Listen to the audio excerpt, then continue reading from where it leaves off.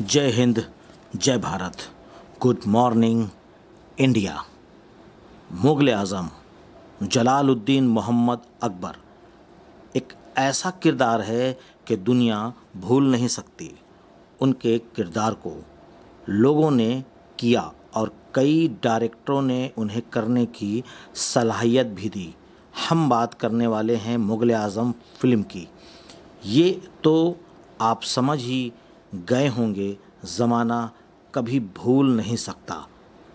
Producer और director करीम आसिफ यानी के आसिफ ने 9 साल तक इस कहानी यानी स्क्रिप्ट को अपनी आँखों में सजाए रखा। आपने इस ख्वाब को हकीकत का रूप देने के लिए के आसिफ साहब ने उठते बैठते सोते जागते सिर्फ़ और सिर्फ़ मुग़ल आज़म के बारे में ही सोचते थे। एक ख्वाब जज्बे को 9 साल तक अपनी तमाम ख्वाहिश और जोश के साथ दिल और दिमाग में खुद बहुत बड़ा कारनामा है, और ये कारनामा के आसिफ जैसे शख्सियत को सुकून हासिल नहीं है। हो सकता था, क्योंकि उन्हें मुग़ल आज़म से ठीक वैसे ही बेपनाह मोहब्बत हो गई थी जैसे शहज़ादा सलीम को अनारकली से, और आज की तारीख़ में मिस्टर ऐश मुफारेज सर को ऑन पैसिव से ही इसी तरीके से बेपनाह मोहब्बत है। इसीलिए वो करीबन 4 से 5 साल से इसको अपनी आँखों में और दिल में और दिमाग में बसाए हुए हैं, और उठते बैठते सोते जागते केवल उनको ऑन पैसिव ही दिखाई देता है। बाकी कोई भी चीज़ उनको अच्छी नहीं लगती। इश्क की तड़प को और पागलपन को वही इंसान समझ सकता है जिसने कभी किसी से इश्क किया हो, और आज हम ऑन पैसिव से इश्क करते हैं, इसलिए लोग हमको भी पागल कहते हैं। बिल्कुल सही कह रहा हूँ, इसमें कोई मजाक नहीं है। लोग बहुत सारे फाउंडर्स को लोग पागल भी कहते हैं, और मुझे भी कहते हैं, ऐसी कोई उसमें दिक्कत नहीं है। आइए अब हम लोग फिर बात करेंगे, क्योंकि ये वीडियो जो मैं बना रहा हूँ ये हम लोगों के लिए एक नसीहत है।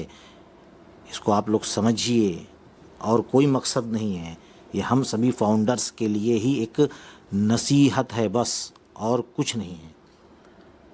मैं अब बात करूँगा कि किस तरीके से कब क्या बना।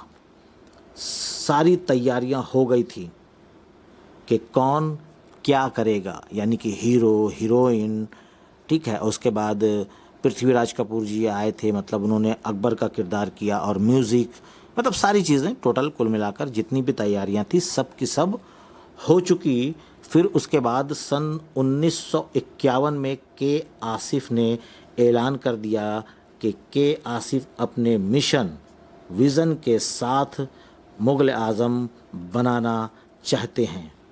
वो किसी बात पर समझौता करने के लिए तैयार नहीं थे। जैसे कि आज की डेट में मिस्टर ऐश मुफारेज सर किसी भी बात को लेकर समझौता नहीं करते, और ना ही करेंगे, क्योंकि उनका मिशन और विज़न बहुत बड़ा है।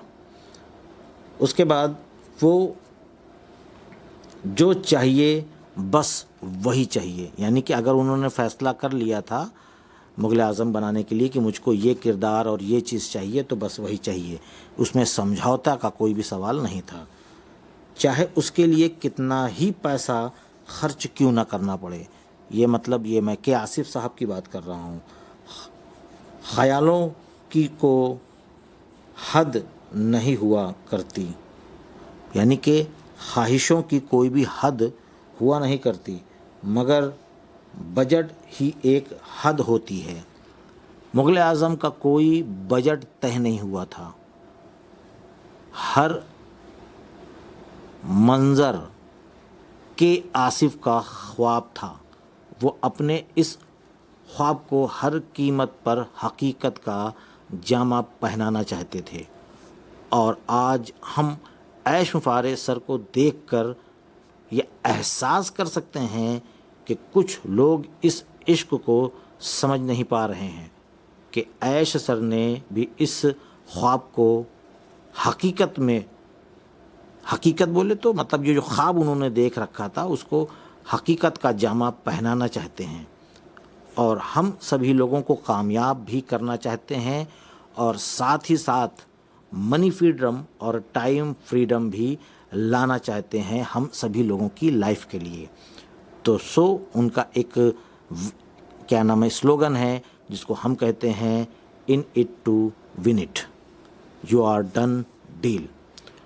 उसके बाद हम बात करेंगे कि फिल्म के एक सीन के लिए, एक सीन जो था उसके मुताबिक सलीम और अनारकली को बारादरी में बुलाया और सम्राट तानसेन जो सिंगर थे उस ज़माने के, यानी अकबर के जो सिंगर थे तानसेन, जिनके गानों से जो दिया था वो भी जल जाता था, मतलब उनकी आवाज़ में ये दम था, मतलब लोग कहानियों में और चीज़ों में बताते हैं।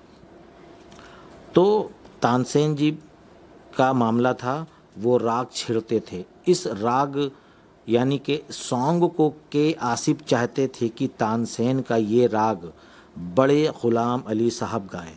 फिल्म को संगीतकार नौशाद परेशान थे बड़े ग़ुलाम अली साहब को फिल्म के गाने के लिए कैसे राज़ी किया जाए।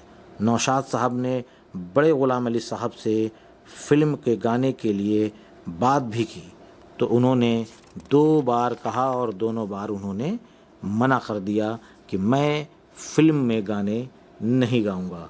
उधर के आसिफ साहब ज़िद किए बैठे थे कि तानसेन का ये गाना बड़े ग़ुलाम अली साहब ही गाएंगे। एक दिन नौशाद और के आसिफ साहब को लेकर के ग़ुलाम अली साहब के पास पहुंच गए। बड़े ग़ुलाम अली ने के आसिफ से भी इनकार कर दिया, यानी कि मना कर दिया कि मैं आपकी फ़िल्म में गाना नहीं गाऊंगा। अगर आप 25,000 रुपये भी देंगे तो भी मैं आपकी फ़िल्म में गाना नहीं गाऊंगा। तो के आसिफ ने मुस्कुराते हुए कहा, ठीक है, तो हम आपको 25,001 रुपये देंगे, अब आप इनकार नहीं कर सकते। बड़े ग़ुलाम अली बड़े ही हैरान से के आसिफ का चेहरा देखते रह गए। उस टाइम पर बड़े बड़े सिंगर 500 या 1,000 रुपये ही पाते थे एक गाने का, और के आसिफ साहब ने केवल एक गाने के लिए 25,001 रुपये बड़े ग़ुलाम अली साहब को देने के लिए बोल दिया और दिया भी।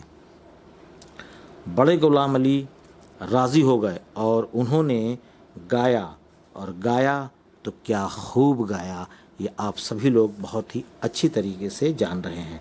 जैसे जैसे आगे काम हो रहा था, यानी कि फ़िल्म की शूटिंग हो रही थी, फ़िल्म की फाइनेंशियल और ख़र्चे में परेशानी हो रही थी। सेट, कॉस्ट्यूम, मटेरियल, खाना पीना, आना जाना, बहुत सारे खर्चे थे, और ख़र्चे इस तरीके से थे कि पैसा पानी की तरीके से खर्च हो रहा था। जैसे आज आप देख रहे हैं कि ऑन पैसिव कहीं भी किसी भी प्रकार से किसी भी चीज़ के लिए समझौता नहीं कर रही है।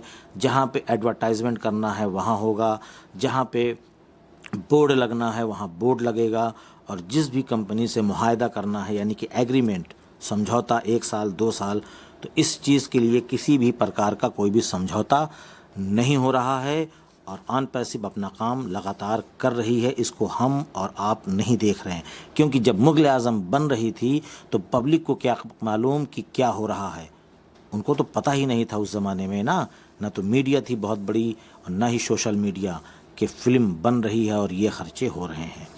चलिए अब हम लोग आगे बात करेंगे। मुग़ल आज़म को बनते बनते 2 साल हो गए थे, और फिल्मी दुनिया में ये चर्चा भी चल रहा था कि अभी 2 से 4 साल और लगेंगे इसको बनने में, और इसी तरह ये फ़िल्म बनती रहेगी। इसी मौके का फ़ायदा उठाते हुए रमेश दहगल, इम्तियाज़ अली ताज के डायरेक्शन अनारकली की स्क्रिप्ट तैयार करवाया और रीना रॉय और प्रदीप कुमार को लेकर सन 1953 में फिल्म अनारकली बनाकर रिलीज़ भी कर दी। फिल्म अनारकली सुपर हिट हुई। अनारकली के हिट होने पर मुग़ल आज़म के फाइनेंसर और यूनिट के काफ़ी सारे लोग डिस्टर्ब हो गए कि सभी लोगों ने के आसिफ के पास पहुंचकर एक सवाल किया कि के आसिफ ने मुस्कुराकर जवाब दिया, मुग़ल आज़म है, इसका अनारकली से दूर दूर तक कोई भी वास्ता नहीं। के आसिफ ने ये कहा नहीं, ये कहकर दिखला भी दिया और साबित भी कर दिया। इसके गवाह हम सभी लोग हैं। वो ही मिस्टर ऐश मुफारे सर भी वही चीज़ कर रहे हैं कि वो कह नहीं रहे हैं, बस अभी वक्त है और जब आएगा ऑन पैसिव तो ये साबित हो जाएगा। जैसे कि मुग़ल आज़म आई थी तो वो साबित हो गया था कि वाकई में मुग़ल आज़म थी, और ऑन पैसिव जब आएगी तो आईटी सेक्टर में एक इतिहास बनाएगी जैसे कि मुग़ल आज़म ने बनाया। आज की डेट में कोई बच्चा हो, बड़ा हो, बूढ़ा हो, किसी से भी पूछ लीजिए कि क्या आपने मुग़ल आज़म देखी है, तो कोई भी शख्स ये नहीं कह सकता कि नहीं। हर शख्स ने मुग़ल आज़म देख रखी है। उसके गाने, उसकी सीन, उसके डायलॉग्स, सारी चीज़ें सबको बहुत ही बेहतरीन तरीके से कहा जाए तो याद है। बहुत सारे पंडित हों, कुछ ऐसे लोग भी होते हैं जिन्होंने कभी आज तक कोई मूवी ही नहीं देखी, उनसे भी अगर आप पूछ लेंगे तो हो सकता है कि यही जवाब मिले कि हाँ, मैंने मुग़ल आज़म देखी है। चलिए फिर हम आगे बात करें। तो उस ज़माने में, यानी कि मैं 1951 और 60 के दशक की बात करूंगा, क्योंकि फिल्म 1951 से बनना चालू हुई और 1960 में रिलीज़ हुई। कितना साल लगा? 8 से 9 साल। किस चीज़ के लिए? एक फिल्म यानी मूवी के लिए 8 से 9 साल। और अभी देखा जाए तो 4 से 5 साल, या बहुत ज़्यादा, अभी 5 साल कंप्लीट भी नहीं हुआ, वो नेक्स्ट मंथ होने वाला है। ये आप सभी लोग जान रहे हैं कि 5 साल एक आईटी कंपनी जो पूरी ज़िंदगी चलना है और हमेशा चलेगी, और हर हाथ में, हर लैपटॉप में, हर डेस्कटॉप में नज़र आने वाली वो एप्लीकेशन यानी वो टूल्स और प्रोडक्ट बना रही है।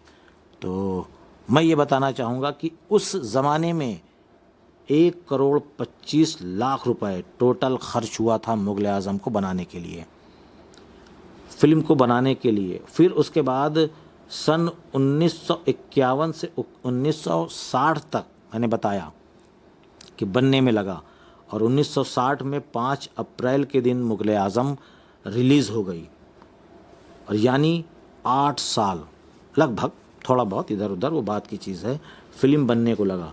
और जब फिल्म बनी और फिल्म बनने के बाद जब पर्दे पे आई तो उसके फाइनेंसर ने ये भी नहीं सोच रखा था कि मैं 1,25,00,000 रुपए लगाऊंगा और मुझे इतनी कमाई होगी। तो टोटल 3.5 करोड़ रुपए उस ज़माने में मुग़ल आज़म ने कमाया। और अभी भी देखा जाए तो मुग़ल आज़म उस वक्त में 1960 में 3.5 करोड़ रुपए माने रखता था। और उसके बाद सदियों तक बॉम्बे में मराठा मंदिर में हमेशा वो चलती रही एक शो, और जब भी थिएटर में लगी यानी पिक्चर हॉल में लगी तो लोगों ने उस मूवी को देखना ज़रूर समझा। उसके बाद कलर में आई तो कलर में लोगों ने देखा। ये समझ लीजिए कि एक ये इतिहास बना गई मुग़ल आज़म, और उस इतिहास को लिखा है के आसिफ ने। ये लोग, आप लोग समझ सकते हैं इन बातों को, इसमें बताने की आवश्यकता नहीं है, आप लोग सभी लोग जान रहे होंगे, और इसको बताने का मकसद कुछ और है, आप लोग समझिए। तो के आसिफ ने अपने ज़िंदगी में टोटल 3.5 फिल्में बनाई। ये भी एक चीज़ है, केवल 3.5 फिल्में। एक फिल्म थी फूल, और दूसरी थी हलचल, और तीसरी थी मुग़ल आज़म, और तीसरी जो अधूरी रह गई उसका नाम था लव इन गॉड। तो आप लोग समझ सकते हैं कि जब एक मूवी को बनाने में इतना साल लग गया तो ये आईटी कंपनी है, तो इसमें अगर 8 साल लग रहा है तो इसके लिए परेशान होने की ज़रूरत नहीं है, क्योंकि आपको वो इश्क, वो मोहब्बत, वो प्यार, वो पागलपन ऑन पैसिव के प्रति रखना पड़ेगा अगर आप उसके फाउंडर हैं तो। ओरिजिनल वाले, ओरिजिनल इसलिए बोल रहा हूँ कि कुछ लोग केवल नाम के लिए हैं कि हमने फाउंडरशिप ले ली, बस पैसा कब से आएगा। आ तो जाएगा, निकालेंगे कैसे आप ये बताइए। पता है कैसे निकलेगा? कि उसके लिए भी दूसरों का ही सहारा लेंगे आप। सब कुछ सीखिए, ये सब आपके लिए हो रहा है। और जो के आसिफ के दिल में, दिमाग में पागलपन था, वो आज की डेट में मैं देख रहा हूँ कि मिस्टर ऐश मुफारिस सर के हैं। मैं तो उस ज़माने में नहीं था क्योंकि मेरी पैदाइश ही नहीं थी, लेकिन उसके बावजूद मैं के आसिफ के उस पागलपन को नहीं देख पाया। लेकिन मैं आज ये फ़ख्र महसूस कर रहा हूँ कि यही पागलपन जो ऐश मुफारिस सर के जहन में, दिमाग में है, वो के आसिफ जी के दिमाग में रहा होगा, तभी वो आज इतिहास बना गए। और इतिहास फिर से लिखा जाएगा और वो लिखेगा ऑन पैसिव इंशाअल्लाह। और हम सभी लोग उस इतिहास के गवाह होंगे, जितने भी लोग हैं। तो बाकी मेरा बताने का मकसद ये था कि आप लोग जो परेशान हैं, आपके दिमाग में जो नेगेटिव थिंकिंग आ रही है, उसको निकाल कर फेंक दीजिए, क्योंकि आप क्या हैं आपको अभी खुद नहीं पता है। क्योंकि आ जाने के बाद आपकी अहमियत जो दिखेगी वो तो आप खुद ही। लेकिन किसी भी तरीके से अपने जीवन को आप लोग चलाते रहिए, कुछ थोड़ा सा और, फिर उसके बाद देखिए किस तरीके से यू टर्न होने वाला है आप सभी लोगों के लिए, और सब कुछ अच्छा होगा। तो मैं चलता हूँ, आपका दोस्त कफ़ील अहमद अंसारी, बिस्मा प्रोडक्शन से। जय हिंद, जय भारत। और ठीक 11:30 पे एक वीडियो और लेकर के मैं आ रहा हूँ।